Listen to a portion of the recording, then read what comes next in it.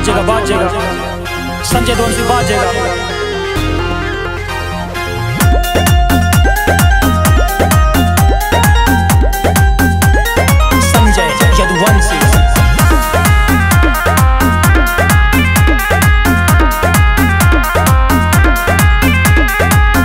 पत्ता में जो करना इक्का बोले रे, जनता हो जाए फिर जे करे हो कर सिक्का बोले रे, सिक्का बोले रे। ताश के पत्ता में जो करना इक्का बोले रे, जनता हो जाए फिर जे करे हो कर सिक्का बोले रे। ना धाक चले पुश्तैनी ना केहू के भी एहसान चले, ई धरती हमरे पुरखन के भारत में बस संविधान चले।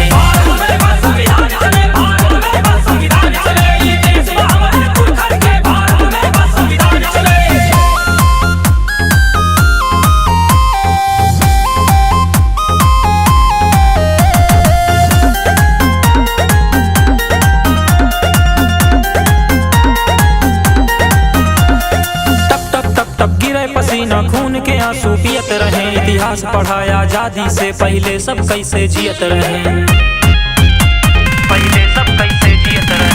टप टप टप टप गिरे पसीना खून के आंसू पियत रहे, इतिहास पढ़ाया आजादी से पहले सब कैसे जियत रहे, सब कैसे जियत रहे। सब अपने मन के राजा बाटे खुद से सीना तान चले, ई धरती हमरे पुरखन के भारत में बस संविधान चले।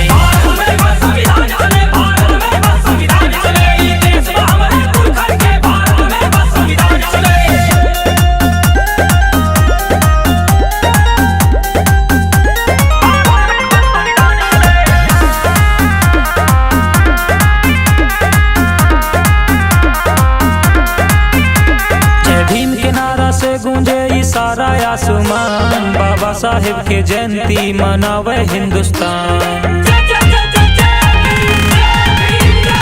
जय भीम के नारा से गूंजे सारा आसमान, बाबा साहेब के जयंती मनावे हिंदुस्तान।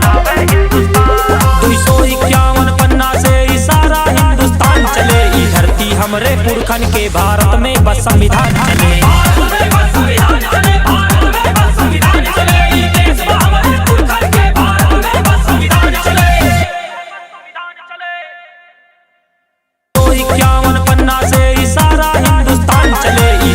हमरे पुरखन के भारत में बस संविधान चले।